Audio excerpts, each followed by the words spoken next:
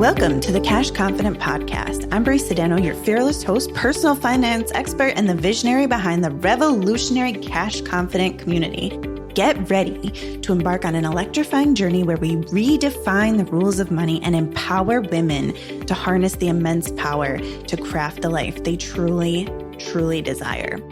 This podcast is the ultimate resource, meticulously crafted for women who are ready to unleash their financial prowess and embrace a life of abundant success. We leave no stone unturned as we delve into the depths of money management, mindset mastery, and the undeniable influence of emotions on your financial decisions.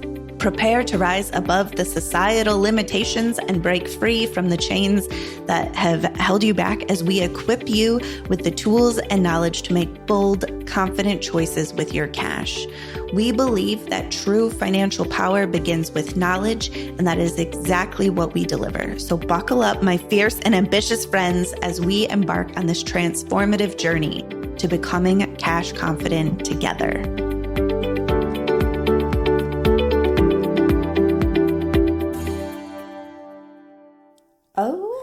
Hello.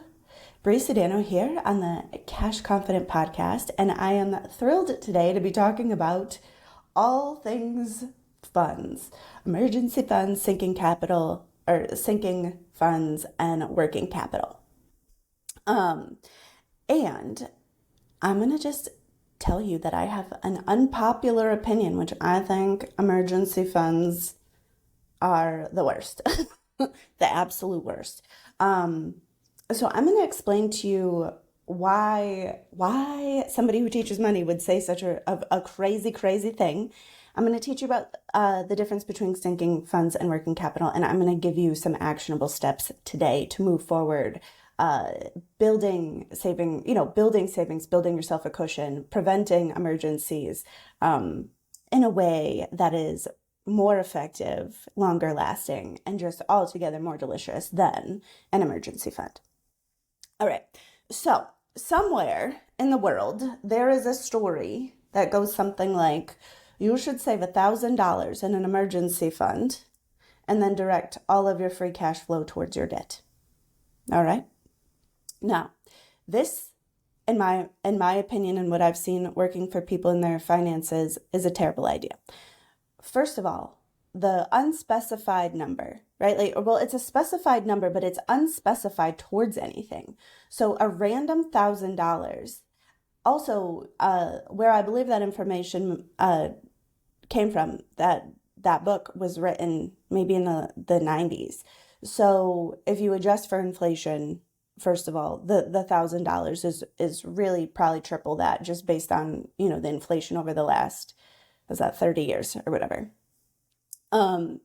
So first of all, emergency funds, the way that people generally use emergency funds go something like this, is they set a number that is a specific number to save towards, to achieve, but unspecified expenses, right? So we're not looking to be like, all right, I'm going to use this for car repairs, or I'm going to use this for whatever else. And the reason why that specific number but unspecified expenses is it takes all of the power of projection and kind of looking at what's coming down the pike and looking what's possible completely out of the equation. All right, so we're just saving a random number, and we have really no idea whether or not that amount of financial cushion is gonna save the day, or it will help. It always helps to have money, right?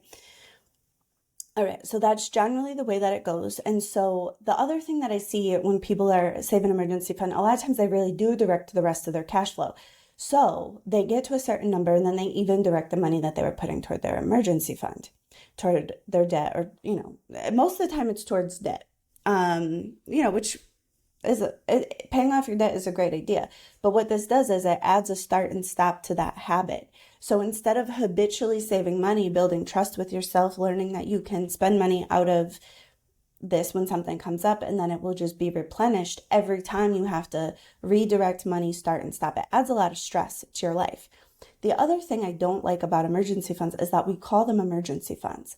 Now, I will tell you, in all of my years of doing finances, people do have emergencies. People do have things that are completely and totally unexpected, right? One time I had a client whose dad died and she had to pay for the funeral, or a portion of the funeral. And that was a total surprise to her. That was a surprise. There was nothing that she could have done to know that that was coming down the pike. You know what I mean? And I've seen other situations where somebody's really got some last minute, sometimes emergency travel, sometimes, an emergency, sometimes something breaks, you can't really see it coming. But I will tell you, the vast, vast majority of what people talk about as a financial emergency is something that we could have expected that. We could have seen that coming. And the reason that it was an emergency is because they didn't have the money. So listen, if you have the money, nothing is an emergency. It is an inconvenience. It could be a pain in the rumpus. It could, be a problem, right? Like let's just say today my car got towed for whatever reason and I had to go pay a few $100s to get it out of there. I have a few $100s. It's not an emergency. I might be annoyed about it. I might have some feelings about it, but it's not going to create an emergency. But I would tell you that there was a time in college where I parked like a big jerk face and my car did get towed and I didn't have the money and it was an emergency because I needed my car. And every day that I needed to solve the problem, they were charging me like another $250. And as a college kid, I was waiting tables. And so it did create an emergency. And where I'm going with this is the way that we talk about our money, the way that we perceive our money, the way that we interact with our money plays a really big role in how we feel and what's going on. And so things like saying emergency or making things emergencies to have to spend your money adds so much stress and anxiety and just yuck to your life, right? And when people have an emergency fund, then they have to start justifying things as emergencies to be able to use that money because they set it aside for that. And then we're just adding layers of stress, anxiety, and a layer of like almost tragedy to spending our money on things. So those are really the reasons why I don't even like the word emergency fund. What I do like is having a savings habit. What I do like is having money on hand. And what I do like is using projection, and even to save beyond projection. Let's say your projected expenses for the year, are $10,000 and you're like, all right, I want to have 15 in there just in case, just in case I need to do something extra, right? It's not going to throw me off. Okay, those are things that I'm here for and that make a ton of sense. What I'm not into is blindly saving a sum of money, starting a habit, stopping a habit, and then adding the word emergency and all of the justification that comes with an emergency into your expenses. Mostly just because it creates just a less delicious experience with your money.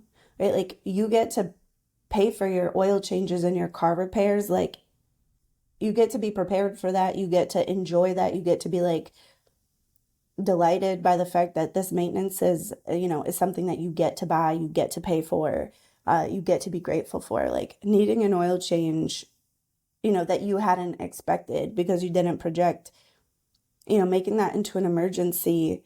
It just adds stress to your life. All right, so that's what I do not like about emergency funds. Now, give me a minute because I'm a little ranty today. I'm fully caffeinated. It's early for me. I'm going to talk about sinking funds too, and then I'm going to tell you some things that you can do around this. But I'm going to go through the ranty side first, all right? So sinking funds are funds where people will generally they'll project, they'll look and say, all right, well, I'm going to need a new car and I'm going to want a $4,000 down payment. And I have, I want to be having that much money saved in 10 months. So I'll put $400 a month aside into my new car down payment sinking fund. And I know that, let's say every 10 years, my dishwasher needs to be replaced and it's $1,000. So I'll put $100 a year away into a sinking fund for the dishwasher. Now, that idea in general is a great idea. It really is. Projecting out, saying, all right, I see the lifespan on some of these things. I'm going to be prepared. I'm going to look at it in terms of a time frame, divide up that money, put that money aside. That is all really, really great. And it's a great idea. Where this becomes a problem is that in real life, let's just say you have 15 sinking funds, right? And let's say you think you have 10 months to buy a car, but 5 months in, you're already saving the money. You have half of the money saved for a down payment and you need the new car now. Your old car just craps out. Then you're going to have the money because you have all these other sinking funds. And then what's going to happen is you're going to take the money from the sinking funds, or you're going to not take the money from the sinking funds. You're going to not use the money that you have and maybe borrow more for the car, which could be fine. You could do that. That could be a great financial choice. Or you may liquidate the other sinking funds and use that for the car. And again, that may be a great choice for you. That may be the thing to do. But what it does is when we're having all of these things funded, the chance that life is going to go along with your plan to that level is probably not going to happen. And so what this does is it makes us rework our plans over and over and over again. And every time we do that, we encounter discouragement and disappointment because we were like, oh, I had this plan. I was going to save this for 10 months, and I was going to go to the place and I was going to put this down payment down, or I was going to buy this thing cash, or, whatever the situation is. And then life doesn't go like that. And even though you have the money, you're disappointed with yourself. And one of the most important things about our relationship with money is the trust that we have with ourselves, the trust that we have in our habits, the trust that we have with our money. And so situations where things don't go according to plan, situations where you feel a lot of disappointment, discouragement, those sort of things, it really erodes a lot of the trust that you've built with yourself. It really does.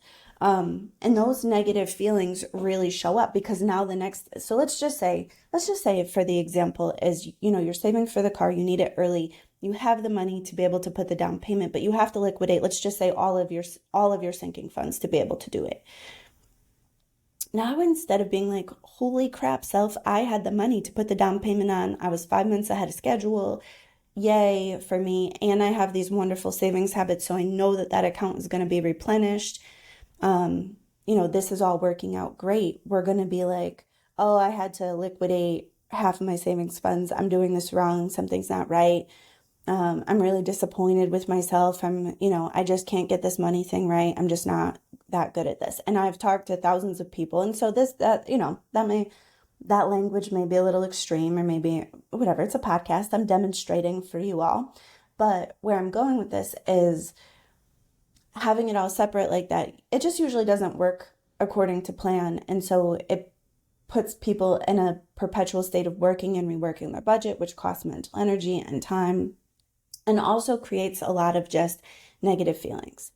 So I have a course, it's called The Invisible System. And in The Invisible System, one of the things that I teach is about a working capital account. Now, I'm going to tell you the things, how a working capital account goes, what goes into it, what to look for, how to project. And you can start using this account even if you're not using, all of the Invisible System, right? Or you could get the course. I mean, we do it inside the Cash Confident community. We do it live, and sometimes we have it offered. And then you can get all of the juicy details. You could go through and you could set up yourself a system where you can really effectively manage your household finances with no budget, and 20 minutes a month should be sufficient. So here's about working capital accounts. All right. So working capital accounts they're a savings account, and you want to be able to easily transfer this money to your checking account. So you want to, have it in a bank account where you can log in, you can see everything all at once. The purpose of working capital is to have money saved so you don't have financial emergencies. It's the anti-emergency fund. It's I got the money for this, so there's no emergency fund. It turns emergencies into mild inconveniences fund. All right. So here's what you want to be thinking about when you're thinking about, here's what you want to be thinking about when you're deciding how much money you need to save. Now listen, I'm going to tell you the things, and I'm going to give you instructions. Grab a piece of paper, grab a pen. So if you're listening and you're at home, grab a piece of paper, grab a pen. We're going to get into some numbers in a second. this very rarely works out perfect in anybody's finances. This is a thing that you will work up to. All right. So I just want to say that. So if you calculate your numbers and you're like, holy crap, I could never put this much money every month aside for emergencies, that's okay. There's nothing wrong with you. You're not doing anything wrong. Just start where you are and increase it as time goes. And as if you have debt and you pay that off, you can redirect that toward your working capital. And you can always use credit to fund a shortfall momentarily if need be. But also, this will give you a very good indication of how much it actually costs to run your life. So the main benefit of working capital is that it keeps you out of credit card debt because you have the money to pay for expenses. So what we're going to do with our working capital is we're going to be thinking about expenses that we definitely see coming in the next 12 months. We definitely see these expenses coming. Now, this is not a vacation fund. This is not an upgrade fund. In the Invisible System, we have a separate account for that. These are bills that we see coming that are not monthly bills. So when you grab your piece of paper, you can start with irregular expenses. And so that may be things for you. Like, I'll give you some of mine. So I pay my car taxes twice a year, January and July, I believe, or January and June. And I know that it's coming. But if I'm unprepared, it's not something I would put into my monthly budget because I don't pay it every month. I just pay it twice a year, right? Like, I have a Terminex comes quarterly to my house. I have an insurance that I pay semi-annually. Some people may have lawn care, expenses or snow removal expenses. In my house, one of my irregular expenses is heating oil for the winter. There's a few months where, I might be putting $800 into my oil tank, but I'm not exactly sure which day it's going to happen. And it's only throughout the winter. I don't need that much oil in the summer. I don't need oil at all in the summer. In my house, we have oil and we have wood. So I buy wood one time, usually August or September. And it's a considerable expense, $700, $1,000, depending on what we have and what we need. So you want to think through, what are all of the irregular expenses that you definitely have? And you just want to write it down. If you can remember when it's due, write down when it's due. And if you have a best guess on the amount, or if there's a way for you to look it up, start to look it up. All right. So you want to be calculating this out for the next 12 months. All right. So your irregular expenses, that's the first thing that's going to go into your working capital account. The second thing we want to look for is foreseeable disasters. So most of the time, appliances don't just break out of nowhere. It does happen. It does. So don't get me wrong. But most of the time they make a noise. Most of the time you have an intuition. Oh, my refrigerator's really been making some interesting noises. I know that it's 20 years old. It's probably time. It's probably almost time. Does that mean I'm going to go and immediately throw out my fridge? No, it doesn't. But it just means, hey, I see this coming. So things like maintenance on your cars, maintenance on your appliances, maintenance on your house, or anything that you definitely are guessing is going to need to be replaced in the next 12 months. And you can just make a best guess. So you're like, all right, my fridge, I think will need to be replaced in the next 12 months. I probably need to spend, let's say, $1,500 on a refrigerator. I haven't looked at refrigerator prices, so I don't even know if that's accurate. But all right, so I have $1,500 that I'm going to need sometime next year. All right, and you go through your life and you start to total those things up. All right, and don't get super far ahead of yourself. If you know that your roof is, let's say, 15 years old, you have and you have, another 5 years, and then you think it's going to need to be replaced. You could get ahead of yourself and you could start to put money aside for a roof separately, or you could hold off a minute and make a plan a little closer to when that, when you get to that bridge, if you will. If you make a plan out for the rest of your life, the number will be so big that you will horrify yourself, tell yourself that Brie Sodano is a crazy person, not do anything. Okay, so 12 months max. So don't get super into the future around this. If there's something very big like a roof, go ahead, but be careful to not let your mind get into a lifetime's worth of expenses, because that will not go well for you. All right, so we have the irregular expenses. We have the foreseeable maintenance, the foreseeable breakage, the foreseeable disasters, okay? Then we want to think about things like family obligations. All right, so sometimes people host big parties, or they have birthday celebrations for their kids. Most people have some sort of holiday gifts, weddings that come up, if funerals to pay for, if that's a thing that you have to, that's on your list of obligations. Travel, right? Travel back and forth to go see family. This is important if you don't live in the same place as your family, and especially if you have aging parents, or there's a lot of reasons to go back to your hometown. All right. So you want to look at all of this. All right. So I know, for example, I do Christmas morning in my house, and generally Christmas morning, I'm going to have a $500 additional grocery bill.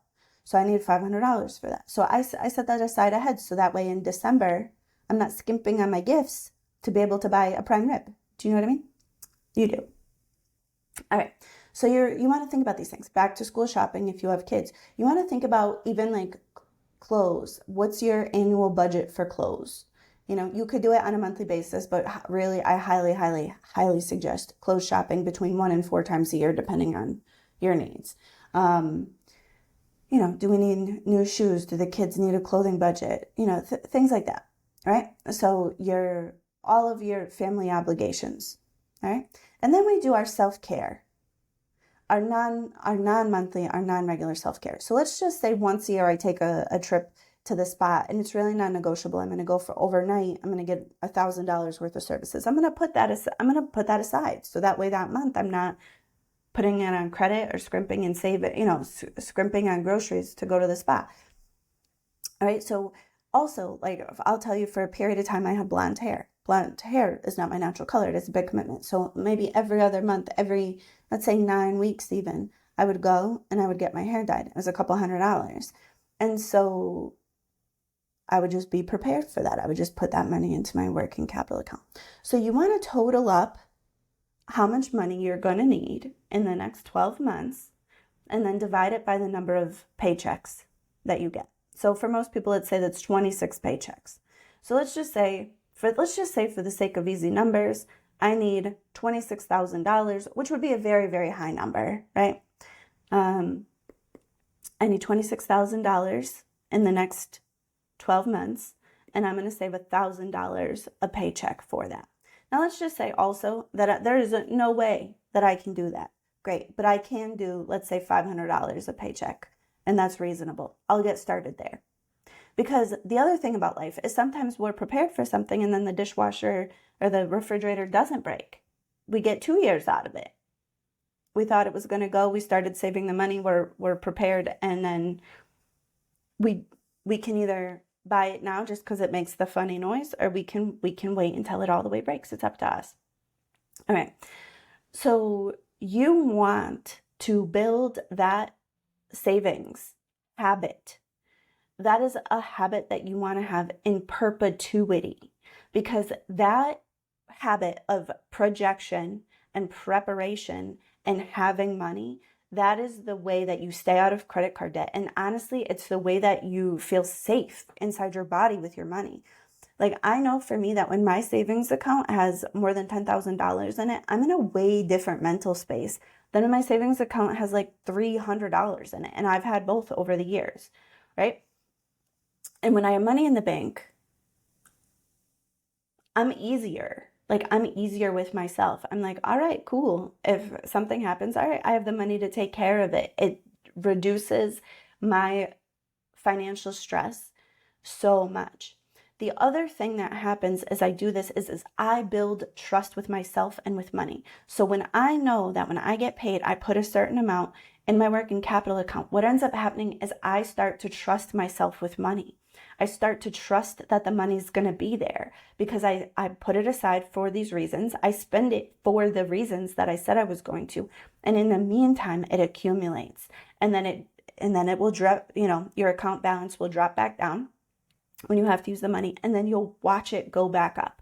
And that creates so much trust and safety in your body. And when your working capital is fully funded, oh, it's such a glorious day. It feels so good because you know that your next year is like basically ahead. That does, and I will tell you that that doesn't happen too often because a lot of times people are starting with something less. But it is possible, and people do it. And I've had so many clients call me to be like, Brie, my hot water heater broke out of nowhere, and I just had the money to fix it. I just had the $6,000 in my bank account, and I was just able to write the check. I was able to pay for the emergency service. I didn't have to get a hotel. I didn't have to move out of my house. It was an inconvenience, but it was not an emergency because I was able to immediately take care of it. All right. And so the thing about working capital, the other thing that I like about working capital just a little bit better than sinking funds is that we're just going to use one fund for this.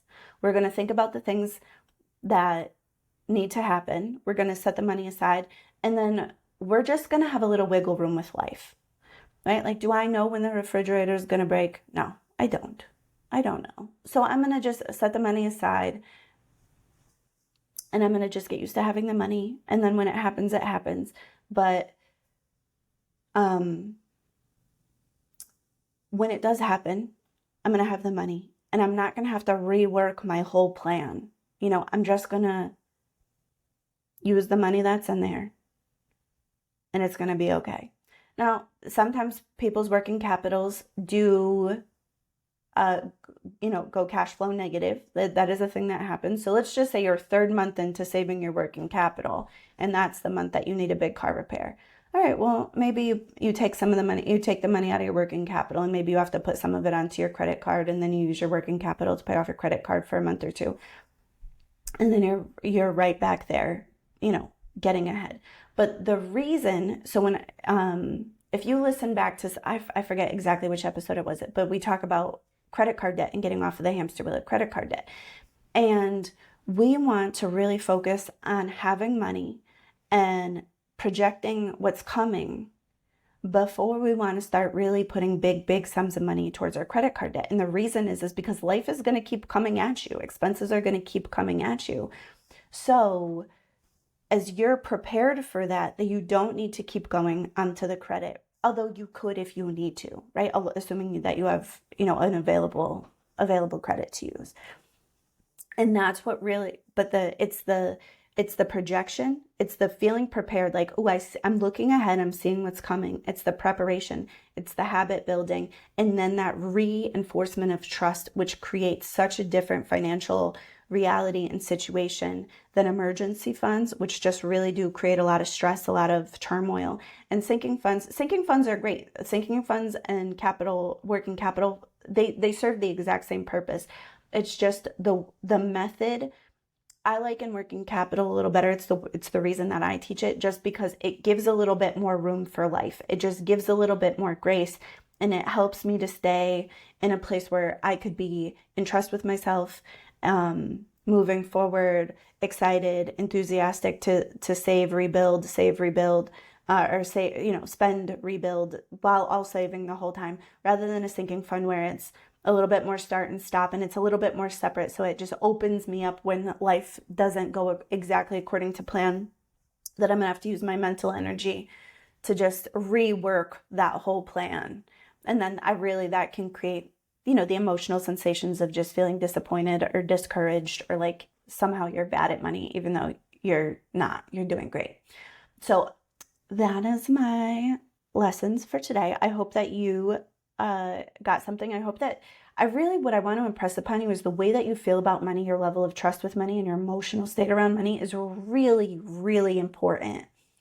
And doing things on purpose to reduce the stress in your body, to reduce the amount of emergencies is a really, really great way to live. You do not want to be spending your money on emergencies. It just attracts more emergencies. And I'll tell you what, there's this energetic thing. This has no scientific explanation, but I've seen a zillion people's money and them in relationship to it.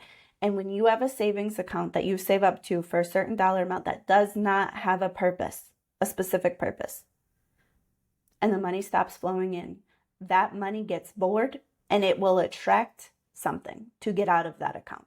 So let's just say you have an emergency fund and that money needs an emergency to get out of there. Oh, you'll have an emergency. You'll have an emergency. But when the money's flowing in and out, the money has freedom to move. The money gets a little break. It gets to take a rest in your bank account. And being in relationship with money that way is really, really different. Just imagine, like, you go to somebody's house, they put you in a room and they're like, you're here for an undefined amount of time. Nobody else is coming. We've closed the doors. They're like, well, you're just sitting there, maybe in a room full of people, maybe by yourself. It's creepy. It's weird. But like if you're at a party and people are coming and going, you're free to leave. You're free to go. There's going to be a reason to come, a reason to go. It just flows different. And so that's a weird little metaphor for you. But really, like when we incarcerate our money in savings accounts like that, oh, they attract emergencies. They do. They do, I promise you. All right. I love you. I appreciate you. I hope that you learned something. Please feel free to share this with a friend. Please leave a review on my podcast. It helps us get the word out to more and more people. And I will talk to you next week. It was my pleasure and joy to talk with you today. Thank you for listening. If you found value in our conversation, I kindly ask you to share the show with a friend who deserves to unleash her financial power. Your feedback is so valuable to me. So please take a moment to leave a review. Together we can amplify the message and bring more money into the hands of good women. For ongoing guidance and unwavering support on your financial journey, I invite you to join the Cash Confident community. Visit www.cashconfident.com/join to become part of our powerful community of women where we uplift and inspire one another to reach new heights of financial success. Remember, you possess the power to shape your financial destiny. And with the Cash Confident podcast and the support of our remarkable community, you are unstoppable. Embrace your financial power, create the life you desire, and let's ignite a movement of cash confident women who are transforming the world $1, one decision at a time.